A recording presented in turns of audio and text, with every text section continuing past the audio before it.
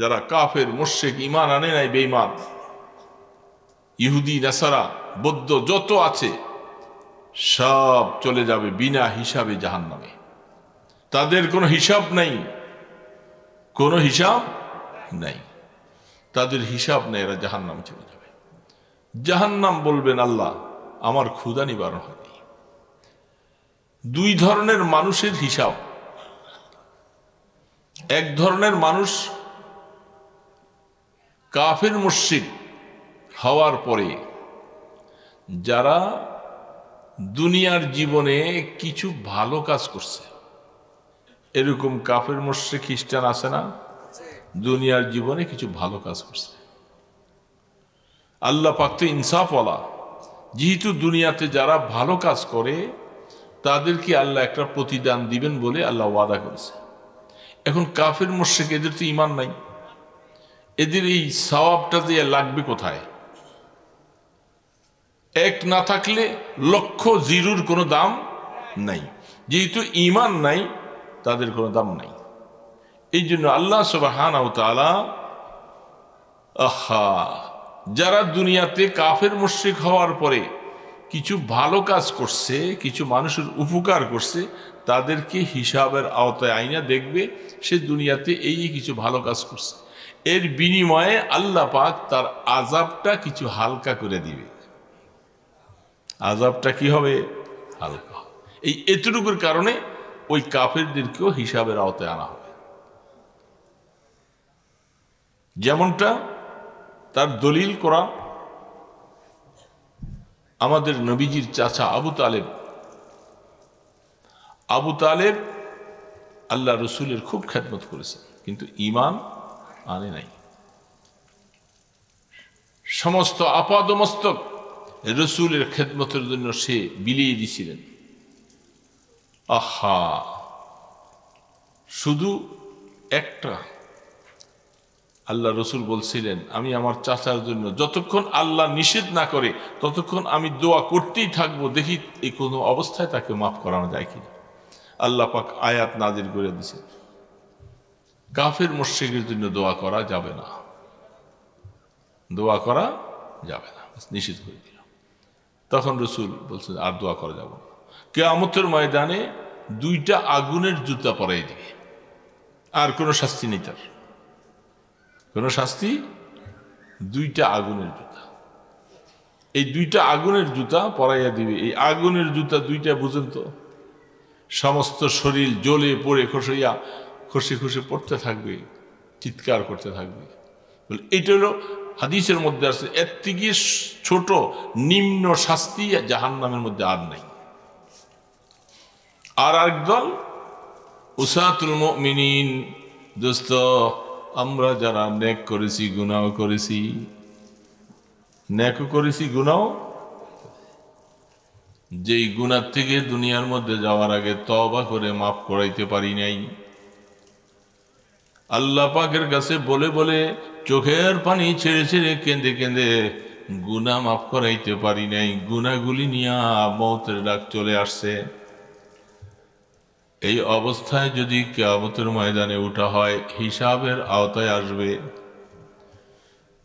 মুমিন হওয়ার পরেও, মুসলমান হওয়ার পরেও তওবা করে আল্লাহর কাছ থেকে গুনাহ মাফ করাইতে পারি নাই, এই অবস্থায় যখন কবরে চলে যাব, কিয়ামতের ময়দানে এর জন্য ডাকা হবে, বলে পানিশমেন্ট হবে।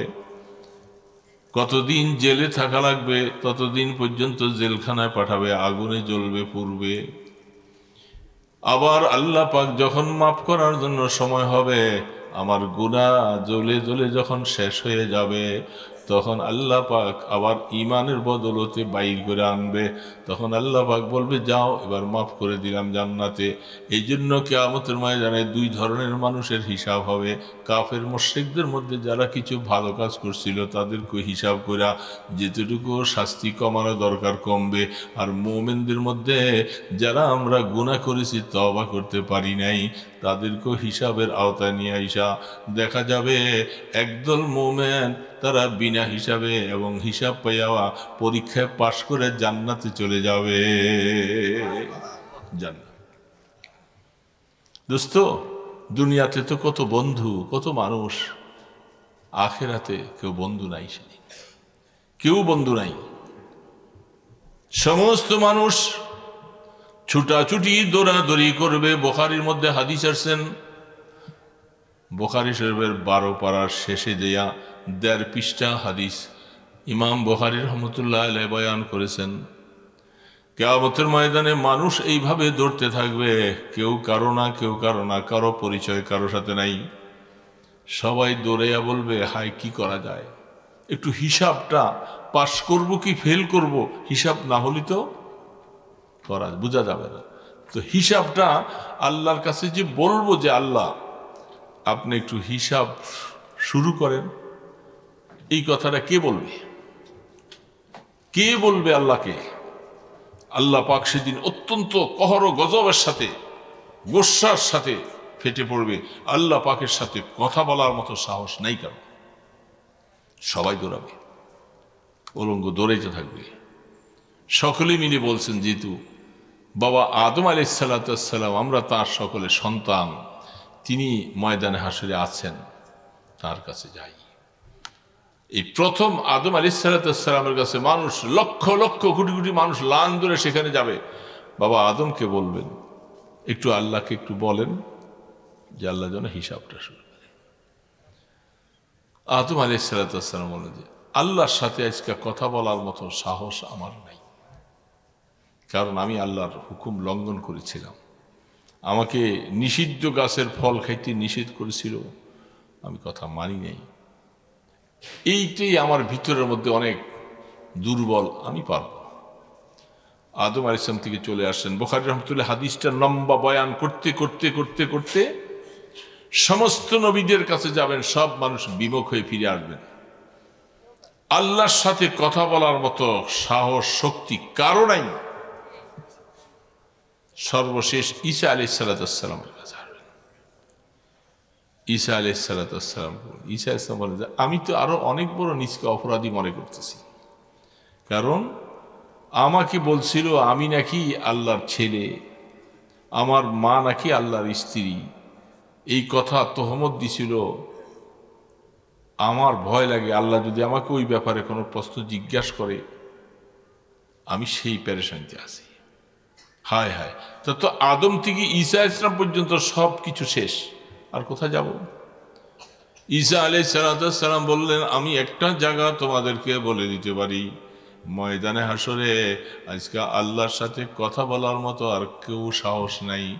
সবাই গিয়ে যাও মুহাম্মাদুর রাসূলুল্লাহ সাল্লাল্লাহু আলাইহি ওয়াসাল্লাম, তিনি কোথায় আছেন তার কাছে যাইয়া বলো, যদি আল্লাহর রসুলকে রাজি করাইতে পারো, আজকের দিনে কথা বলার ক্ষমতা আর যোগ্যতা একমাত্র তারই আছে। আর সবাই দৌড়াবে, কোথায় পাবো রসুলকে, কোথায় পাবো? দৌড়াতে দৌড়াতে আল্লাহ পাকের আরশে আজিম, আল্লাহ পাকের আরশ, আরশের মধ্যে কুরসি, আরশের ডান পাশে আল্লাহ রসুল সেখানে সেজদায় পড়ে থাকবে। সব যাওয়ার পরে বলবেন, ওগো আল্লাহর হাবিব, সমস্ত নবীর উম্মতেরা শুধু আমাদের নবীর উম্মত নয়, বলে আল্লাহকে একটু বলবেন যেন আল্লাহ হিসাবটা শুরু করেন। রসুল সেজদার থেকে মাথা উঠাবেন।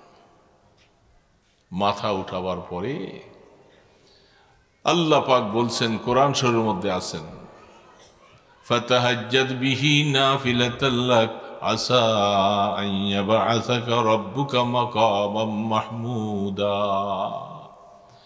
এ আমার উম্মতেরা, আমার আল্লাহ আমার সাথে দুনিয়ার মধ্যে কোরআন শরীফের মধ্যে ওয়াদা করেছেন, এ আমার নবী, আমার বন্ধু, আপনি শেষ রাত্রে উঠে তাহাজ্জুদের নামাজ পড়েন।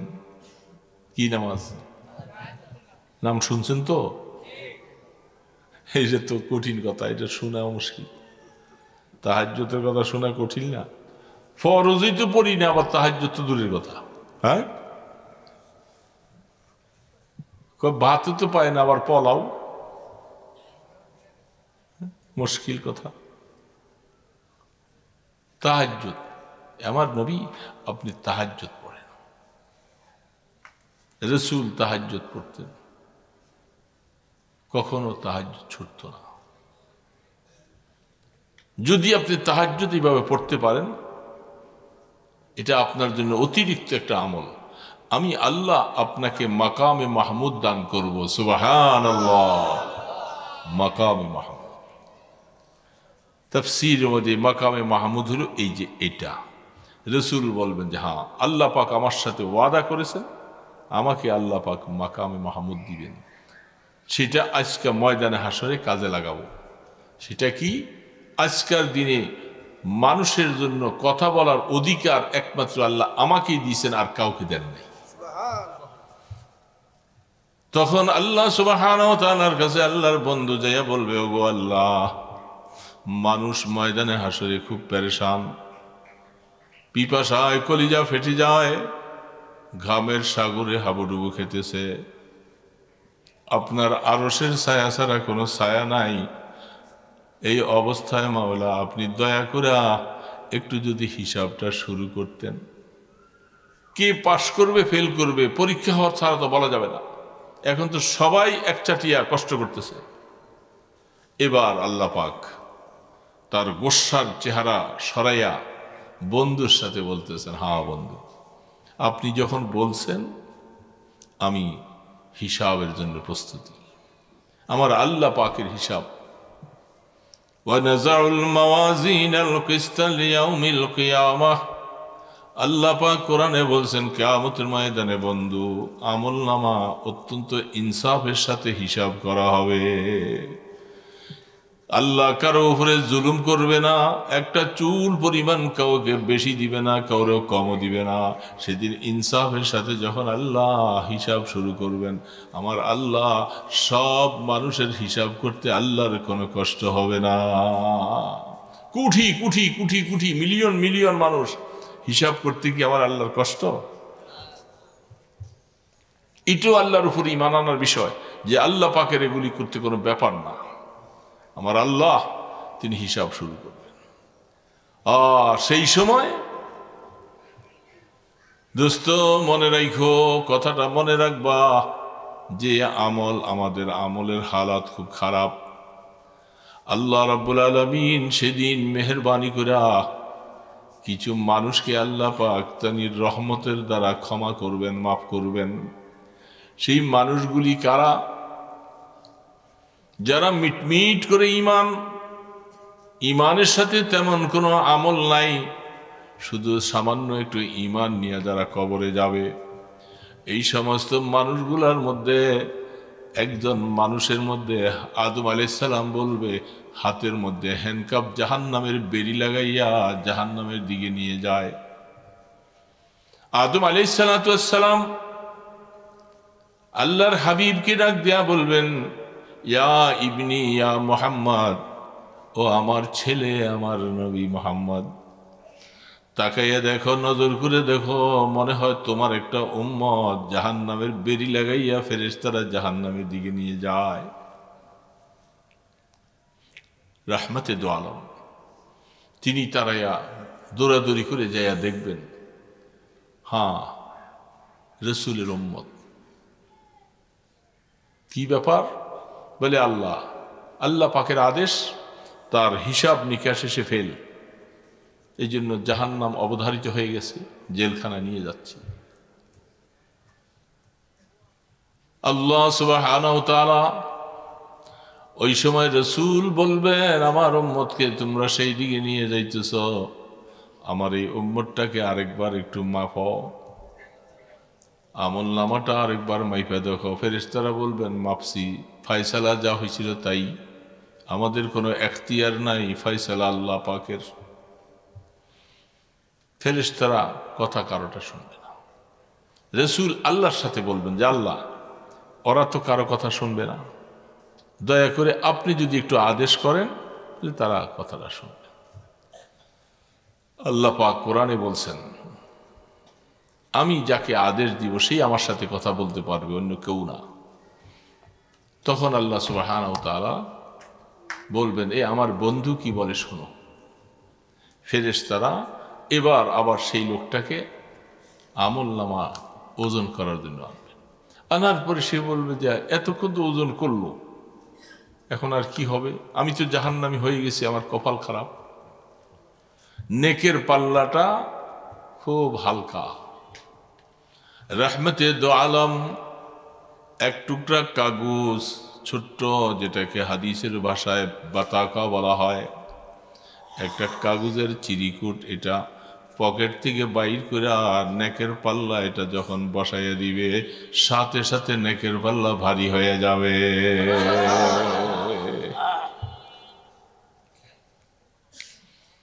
ওই লোক অবাক হয়েছে, এটা কি, একটা ছোট কাগজের টুকরা, এটার এত ওজন, কি আছে এটা? আছে, নজর করে দেখে তারা, এটার মধ্যে আছে, বলে তোমার আজকা মাফ হওয়ার মতো আর কোনো আমল নাই, কিছু নাই, উম্মত জাহান্নামে চলে যাইতেছ। ওই সময় দয়া করে জীবনে মহব্বতের সাথে পড়েছিল লা ইলাহা ইল্লাল্লাহ মুহাম্মাদুর রাসূলুল্লাহ, এই মহব্বতের সাথে, ইয়াকিন ও বিশ্বাসের সাথে কলেমাটা পড়ছিলা, এই জন্য সেই আমলটা আজকের দিনে তোমার নাজাতের জন্য এটুকু হলো নেকের পাল্লা দিয়ে দিলেন।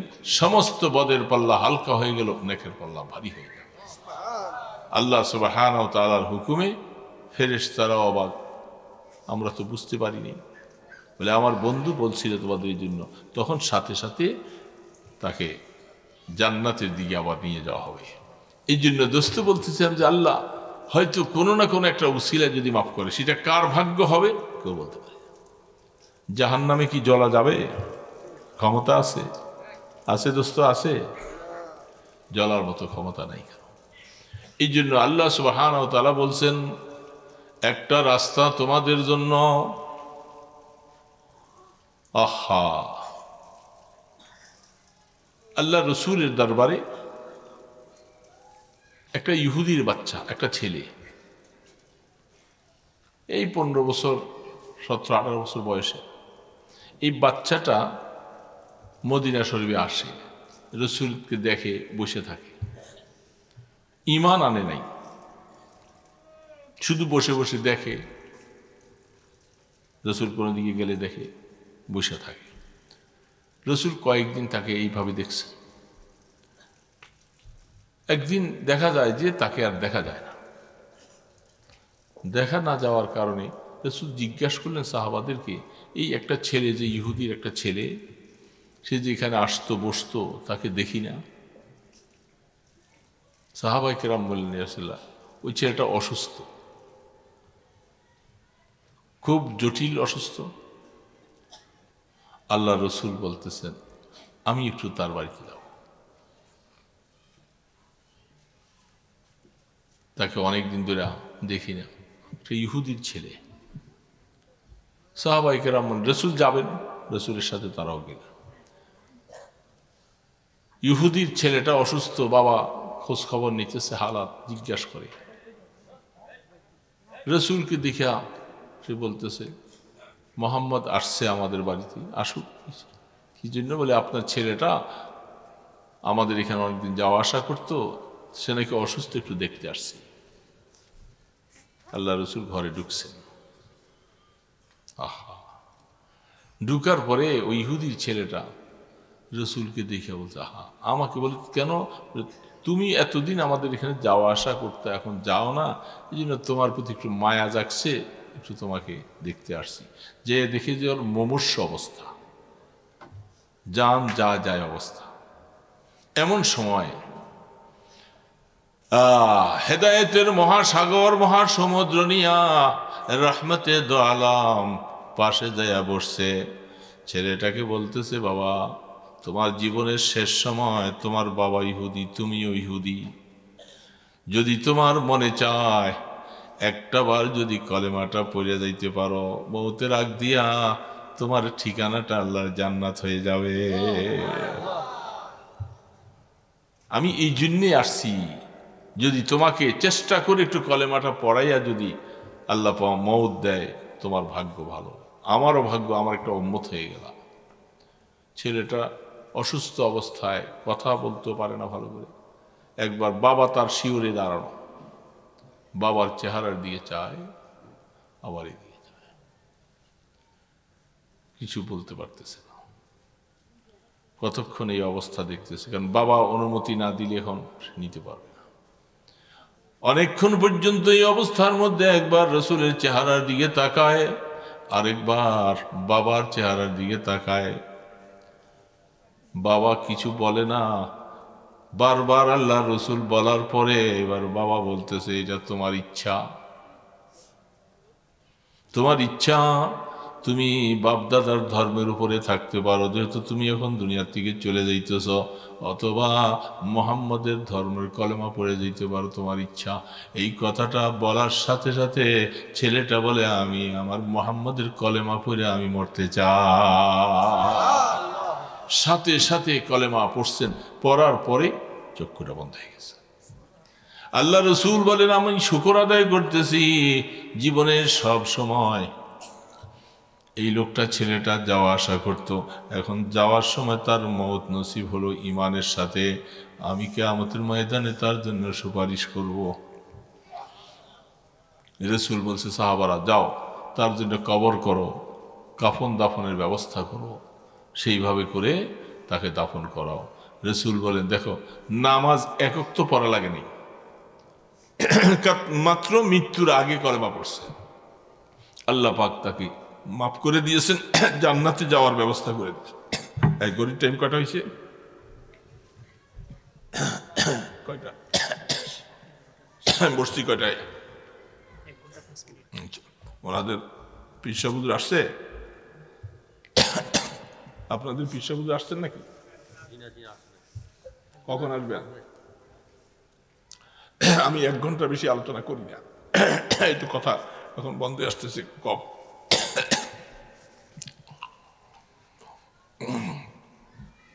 আপনারা তো এইখানে বসে বাড়ির থেকে আসছেন,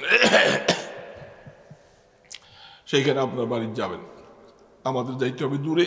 আর বৃহস্পতিবার দিন গাড়ির হালাত তো জানেনি, কত জ্যাম থাকে, টোলের গোড়ায় প্রায় 1 ঘন্টা বসে থাকা লাগে।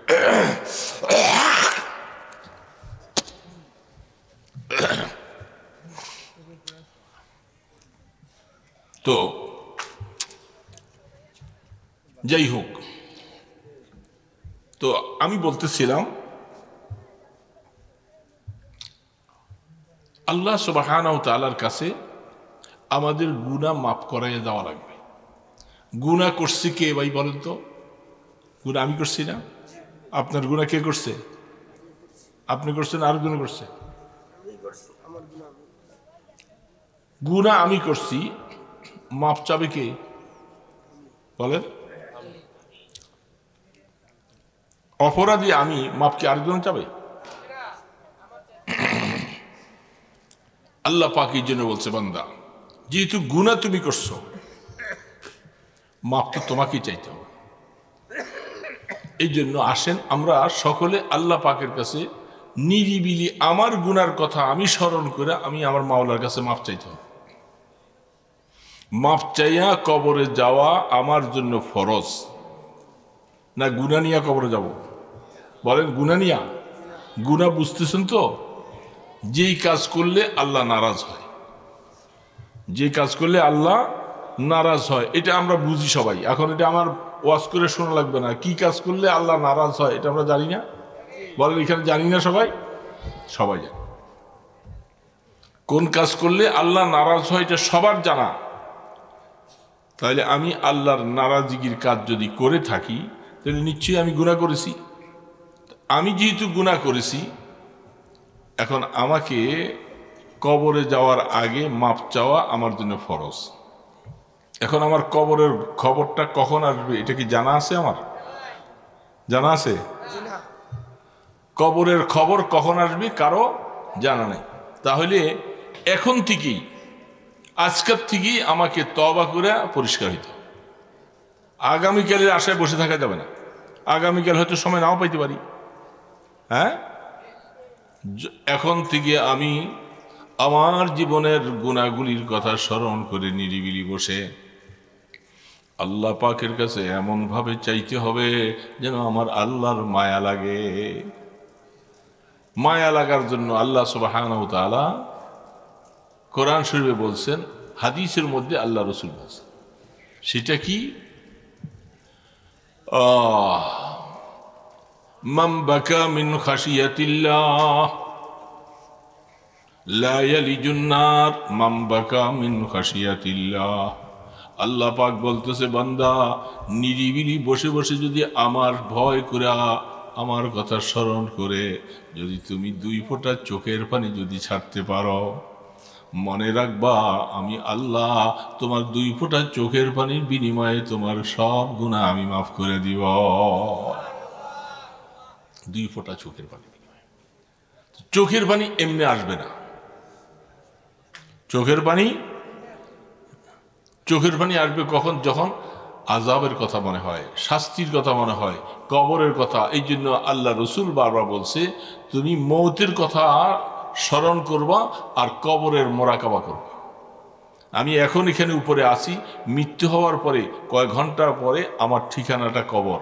সেইখানে আমার সাথে কেউ নাই, আত্মীয় স্বজন নাই, এবং সেখানে নেওয়ার পরে আমাকে যদি মারে, আল্লাহ সুবহানাহু ওয়া তাআলা ছাড়া দুনিয়ার কেউ জানবে না। কবরের শাস্তি দিলে কেউ জানবে? আমার কবরের সাথে কি হবে না হবে এটা আমি বুঝবো। এই জন্য আল্লাহ পাক তিনি বলছেন, বান্দা তোমার গুনাহ মাফ হওয়ার জন্য 1 নম্বর কাজ হলো তওবা শর্ত। তওবা মানে আল্লাহ আমি নামাজ পড়ি নাই এতদিন, আমি এখন আর নামাজ ছাড়ব না।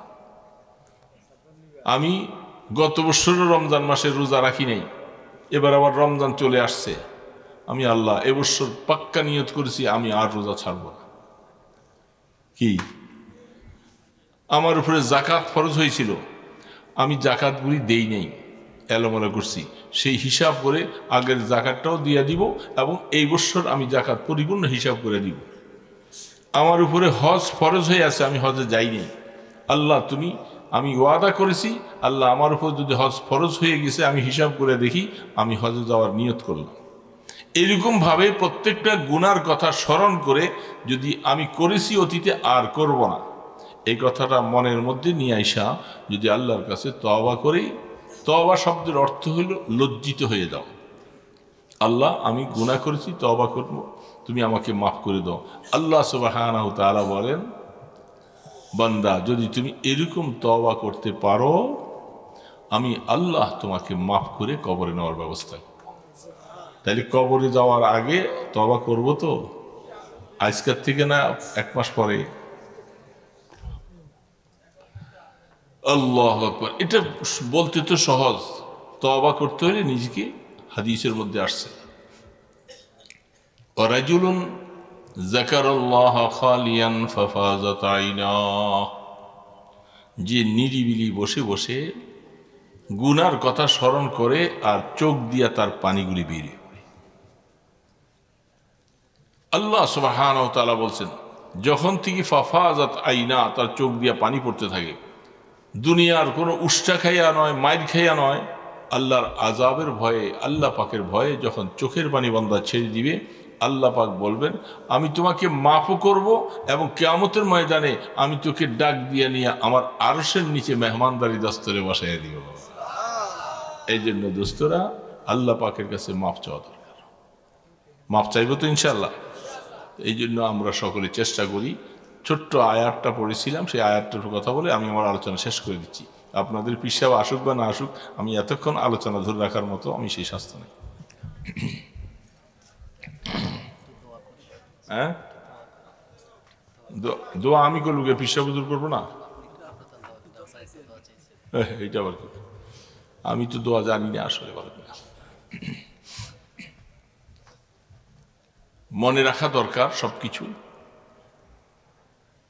আল্লাহ সুবহানাহু ওয়া তাআলা এই কথা বলতেছেন, ওয়াল্লাযীনা ইযা ফাআলু ফাহিশাতান আও যালামু আনফুসাহুম যাকারুল্লাহ। যারা অন্যায় করেছো, ফাহিশা গুনাহ করেছো, নিজের জাতির উপরে জুলুম করেছো, আল্লাহ পাক বলতেছেন তোমরা আমি আল্লাহর জিকির করো বেশি বেশি। কি করো বুঝেন না? আল্লাহর জিকির বেশি করে, নিরিবিলি বসে বসে আল্লাহকে ডাকবো, আল্লাহকে ডাকবো বেশি বেশি করে। আল্লাহ যখন আল্লাহকে যত বেশি ডাকবেন তত আল্লাহর জন্য মায়া আসবে। আপনার সন্তান আপনাকে ডাকলে মায়া লাগে কি লাগে না? মা কাজ করতেছে, পাকশাক করতেছে, উঠান ঝাড়ু দিতেছে, বাচ্চাটা ঘরের মধ্যে খাটের মধ্যে শুইয়া শুইয়া মা মা মা মা বলে কাঁদতে কাঁদতে চোখে দিয়া পানি পড়তেছে, তখন সবাই বলে আরে তুমি কি করতেছো? বাচ্চাটা কাঁদতে কাঁদতে পেরেশান হয়ে গেছে। মা তখন কাজ ফালাইয়া দৌড়ে আইসা বাচ্চাকে কোলে নেয়। নেয় কি নেয় না? মায়া লাগে নাই? মা মা বলে যখন ডাকতেছিল তখন তার মায়া লাগছে। এই জন্য আল্লাহ সুবহানাহু ওয়া তাআলা বলেন ওয়াল্লাযীনা ইযা ফাআলু ফাহিশাতান আও যালামু আনফুসাহুম যাকারুল্লাহ। তোমরা যারা ফাহিশা গুনাহ করেছো, জুলুম করেছো নিজের উপরে, আত্মার উপরে, তোমরা আল্লাহকে ডাকো বেশি। নিরিবিলি বসে বসে 200 বার 300 বার 500 বার আল্লাহকে ডাকবা। ডাকতে ডাকতে ডাকতে ডাকতে দেখবা তখন আল্লাহর প্রতি তোমার মায়া আসবে, আল্লাহও তোমার প্রতি মায়া করবে। আল্লাহর কাছে মায়া সৃষ্টি করা চাই, মায়া সৃষ্টি করতে। মসজিদের কোনায় গাছের তলে ঘরের দরজা বন্ধ করে দিয়া একটা নিরিবিলি পরিবেশে বসা মনটাকে ছোট করে আল্লাহ পাকের কাছে কাঁদতে হবে। মনের মধ্যে যেন কোনো অবস্থাতে বরত্ব না থাকে। আমি আল্লাহ পাকের একটা আদনা গোলাম, আমাকে যদি আল্লাহ মাফ না করে আমি যাব কার কাছে? কোথায় যাব? কে আমাকে মাফ করবে? মাফ করার মতো কারো ক্ষমতা নাই। এই জন্য আমি তোমার দুয়ার থেকে চলে গেছিলাম আল্লাহ, সে ভাগিনা গোলামটা আবার তোমার কাছে ফিরে আসছে, তুমি আমাকে মাফ করে দাও। এই জন্য দোস্ত, এগুলি বলার মতো সেই অবস্থা পরিবেশ তৈরি করে নিজে যখন হাদিসের মধ্যে আসছে, কান্না না আসলে তুমি কান্নার ভান ধরবা, মুখটা ব্যাখ্যা করে আল্লাহর কাছে বারবার চেষ্টা করবো যে আল্লাহ মানুষ কাঁদতে পারে, আমি কেন পারি না? আমার সাথে কি ব্যবহার হবে, কি মুআমেলা হবে, আমি কবরে কেমনে নিয়ে যাব, কেমনে থাকবো? এই জন্য এগুলির কথা মনে আইনা মনে রাখা আল্লাহ পাকের কাছে কান্না দরকার। কানতে না পারলেও বলা দরকার, আল্লাহ কেন পারি না, কি অসুবিধা, নিশ্চয় আমার কলবটা শক্ত হয়ে গেছে, আমার কলবকে নরম করে দাও। আল্লাহ সুবহানাহু ওয়া তাআলা মেহেরবানি করে আমাদেরকে গুনাহগুলি মাফ করাইয়া কবরে যাওয়ার তৌফিক দান করেন। আস্তাগফিরুল্লাহ রাব্বি মিন কুল্লি যামবি ওয়া আতুবু ইলাইহি। আস্তাগফিরুল্লাহ রাব্বি মিন কুল্লি যামবি ওয়া আতুবু ইলাইহি। তওবা দৈনিক কতবার করি আমরা? বলেন তো কয়বার? সারাদিনে কয়বার করছি? আমাদের নবীজি দৈনিক 70 থেকে 100 বার তওবা করতেন। আমাদের গুনাহ বেশি না কম? আমাদের কতবার করা দরকার? আমরা তো করি না। তার মানে আমি তওবা না করা মানে আমার ভিতরে অহংকার কাজ করতেছে, আরে আল্লাহ মাফ না করলে না করবে, কি হবে? আল্লাহ পাক বলে যত বেশি আমার সামনে নরম হবা, যেখানে নত হয়ে যাও, বৃষ্টির পানি আসলে যেখানে গর্ত থাকে সেখানে পানি জমে, উঁচা জায়গার মধ্যে পানি থাকে না। এই জন্য আল্লাহর সামনে নিজে একবারে ছোট হয়ে যাও, নিজে একবারে নিজের অবস্থাটা নিকৃষ্ট বানায় ফেলো। এত যখন আল্লাহর সামনে নিজে একবারে ছোট হইবা, আল্লাহ পাক তখন মায়া দিবেন, মাফ করবেন। এই জন্য সকলেই সবসময় চেষ্টা করব, আর একদিন না হোক, 2 দিন না হোক, 3 দিন না হোক, চেষ্টা করব যেন আমাকে আল্লাহ পাক 2টা ফোঁটা চোখের পানি যেন আমি কমপক্ষে ফেলতে পারি। অনেক সময় একসাথে বসে আসে না, একাকী হয়, রাত্র গভীরে আসে, শেষ রাত্রে আসে। শেষ রাতে তাহাজ্জুদ পড়া আল্লাহর জিকির করে যখন আল্লাহর কাছে হাত তুলে যখন রোনাজারি করব, নিজের অক্ষমতা যখন সামনে চলে আসবে, আমি এখন জমিনের উপরে আসি, 2 ঘন্টা পরে মাটির নিচে চলে যাব। এই জন্য কথাগুলি স্মরণ করে আল্লাহ পাকের কাছে যখন চাইতে থাকবো, আল্লাহ পাক চক্ষুকে হুকুম করবে, এই তুই পানি ছাড়। চক্ষু তখন পানি ছাড়বে, বান্দার গুনাহ মাফ হওয়ার ব্যবস্থা হবে। আল্লাহুম্মা সাল্লি আলা মুহাম্মদ ওয়া আলা আলিহি ওয়া আসহাবিহি ওয়া বারিক ওয়া সাল্লিম। আল্লাহুম্মা সাল্লি আলা মুহাম্মদ ওয়া আলা আলিহি ওয়া আসহাবিহি ওয়া বারিক ওয়া সাল্লিম। اللهم صل على محمد وعلى آله وصحبه